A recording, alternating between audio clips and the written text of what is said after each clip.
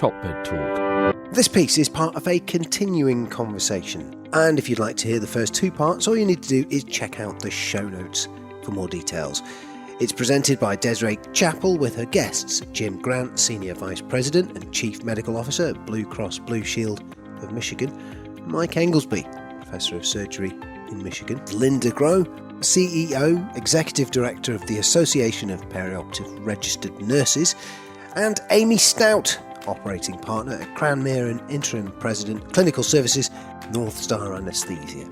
So next up, we are going to be talking about delivering value and how we do that. And we'll go ahead and start taking some of our questions. Next one is, do you get any credit for the lingering population health benefits? And, Mike, you talked about this earlier. Jim, is that something that payers are looking at? I'd say payers are open up to all kind of creative payment programs. I think what payers are actually looking for is bringing value to the table. It's no longer, it's do X and get Y. It's what are we going to do to get Y? How are we going to get to Y?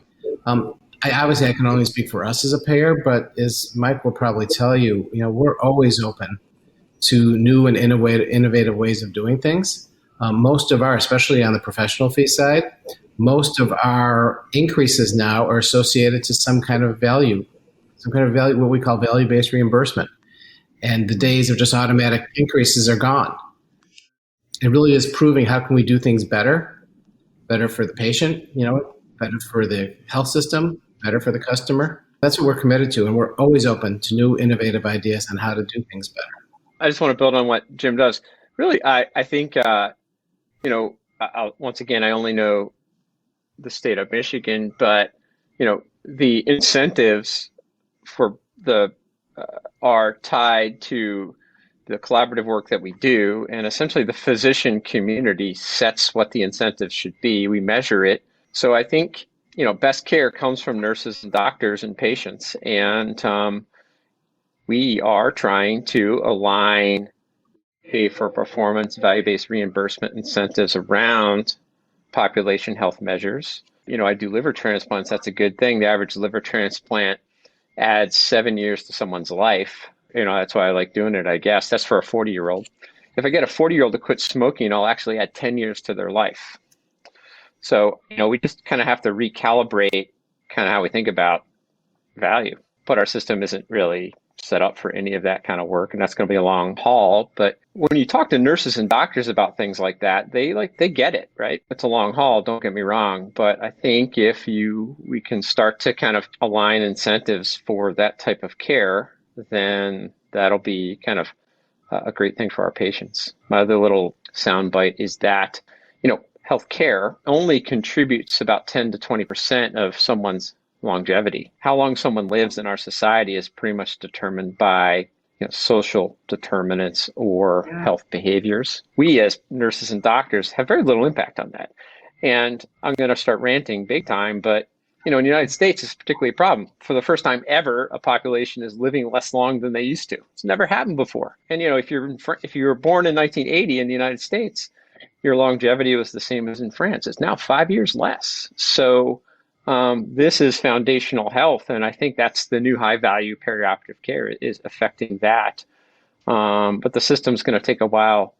But I think purchasers, people who pay for healthcare, are going to start to demand this, and hopefully that we can innovate our system to catch up to it. So, Amy, I'd love to get your perspective on this. As again, when you have been advising healthcare systems and kind of the whole system as a whole. What is your thought? What are your thoughts on that?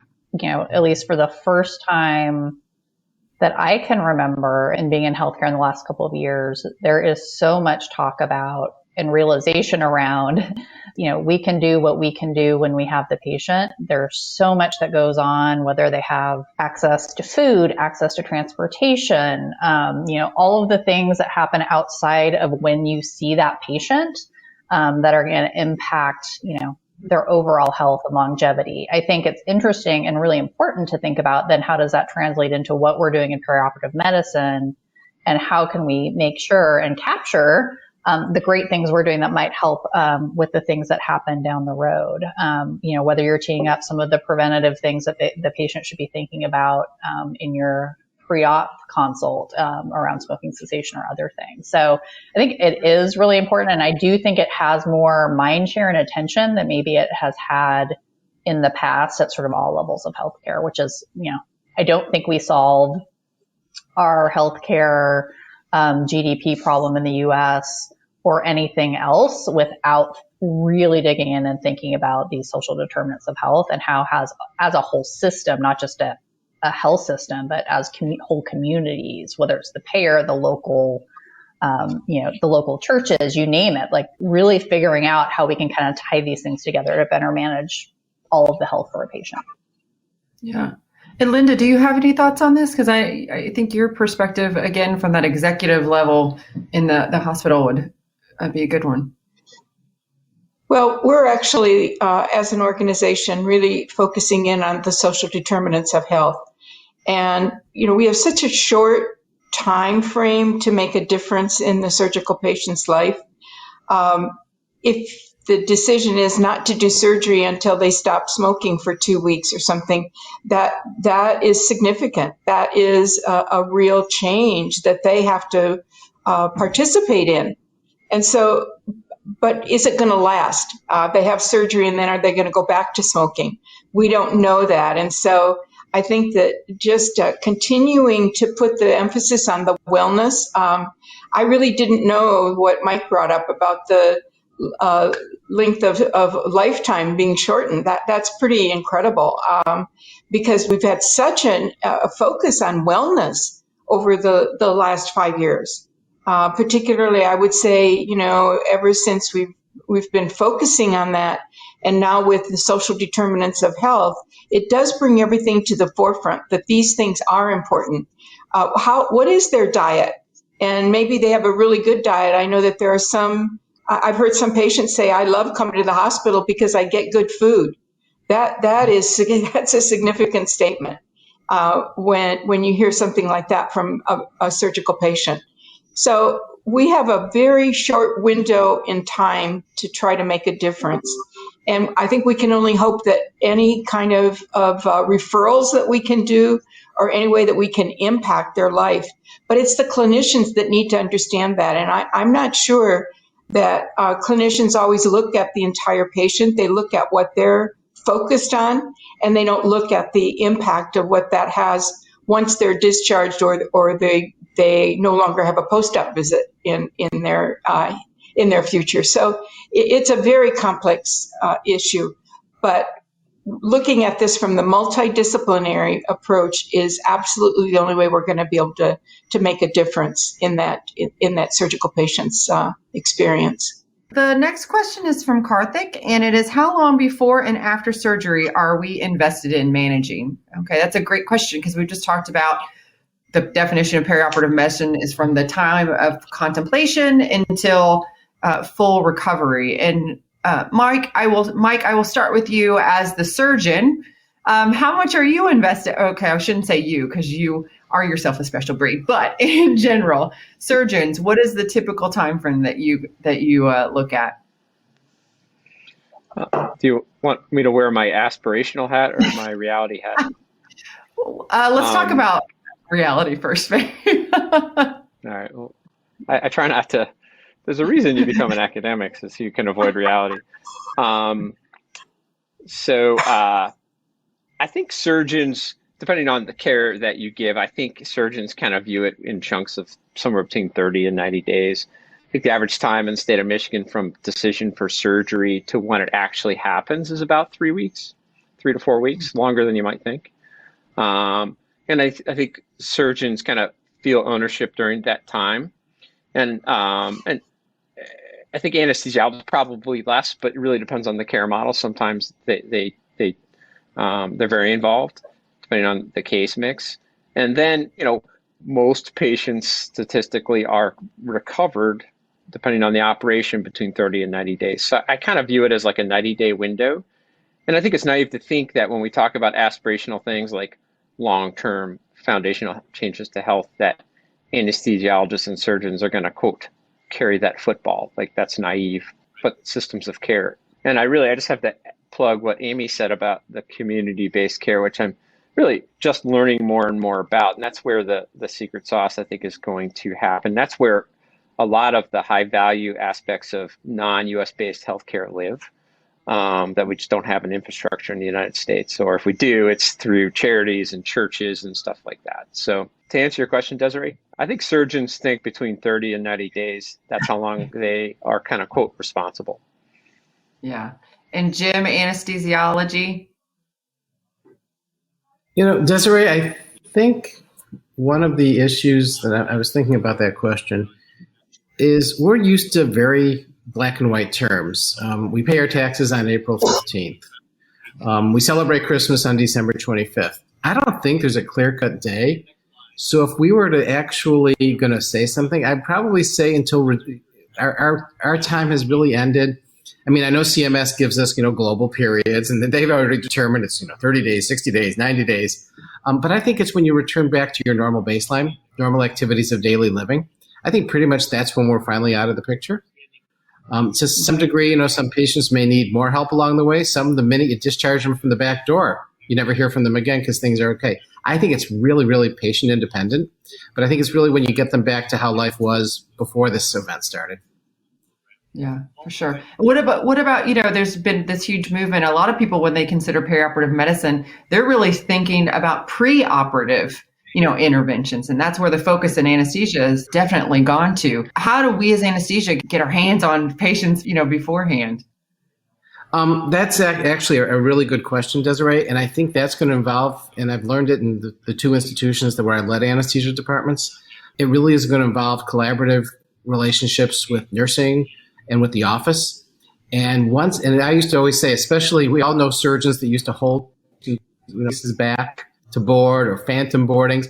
I used to tell them, come on, the minute you know a case is going to be done, let us know so we can start the prep. So we can see, do you need a cardiology evaluation? Do we need certain specific labs? Can we sort of scout these things out? I was at the point in some places, and it worked. You tell us the patient needs surgery, and we'll actually give you the right date for it. We know your block. We know when the patient's ready. We'll do the date. So there's all extremes. So, we're just doing an evaluation to really taking care of that whole preoperative care, the antibiotics, the getting the families there. I mean, I always like to laugh when you sit with a patient and talk to them for an hour about, and we don't think of these things until we're there, and you talk about risk of stroke and risk of this and risk of that. And at the end, you say, are there any questions? Yeah, where do I park? I mean, there's so much that goes into it.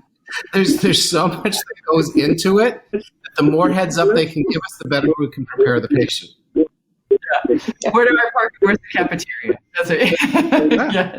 We have a couple more questions, and I think we should just go ahead and do those. So what's the key point to start a perioperative medicine program in a low-income country with no incentives at all?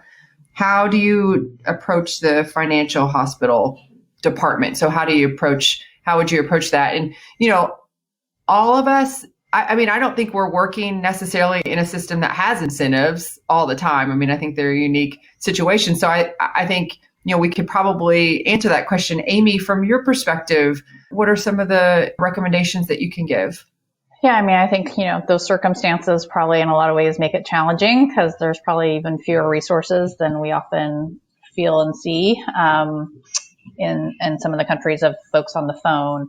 I mean, I do think it is going back to a lot of the stuff that we talked about, which is, one, spending time to really learn from, this group and other colleagues who have started. So really understanding what it takes. So can you actually articulate for your hospital, like, if we're going to do this, this actually means we have a pre-op clinic and we need to invest in these types of resources. I also think, I bet if you talk to most of the folks who've done this, there are ways to stage it. There are probably components of a perioperative medicine program that could be starting components that you can build on over time. So I guess my first piece of advice would be to tap into this network and really kind of learn, what would a phase one program look like?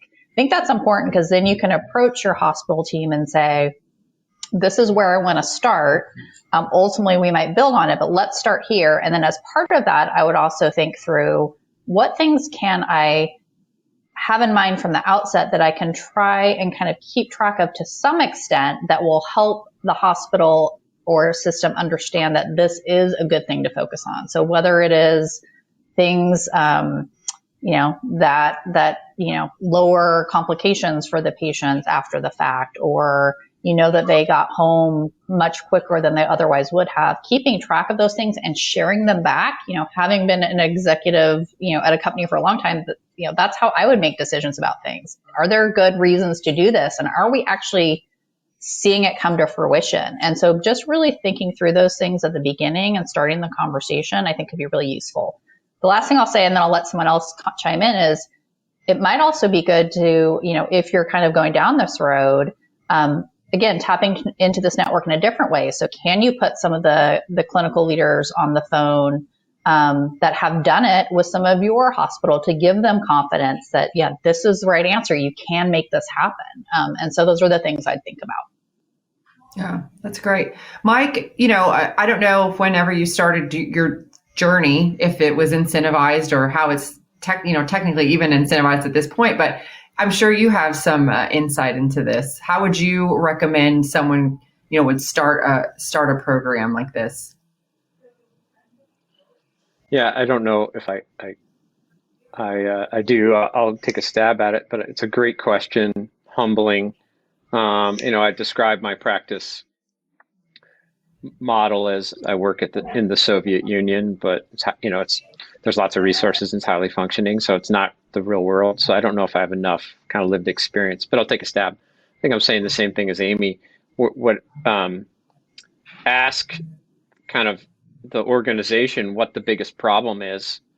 There's infinite problems that we can chisel around and have them kind of, just prioritize and then try to fix one. So for example, most of the resources that I'm able to kind of justify within my organization are related to the fact that we run at capacity, and reducing length of stay is a big value proposition. So, and it could be, and integrate that into your perioperative program. So we have a very robust prehabilitation program. Everyone prehabs.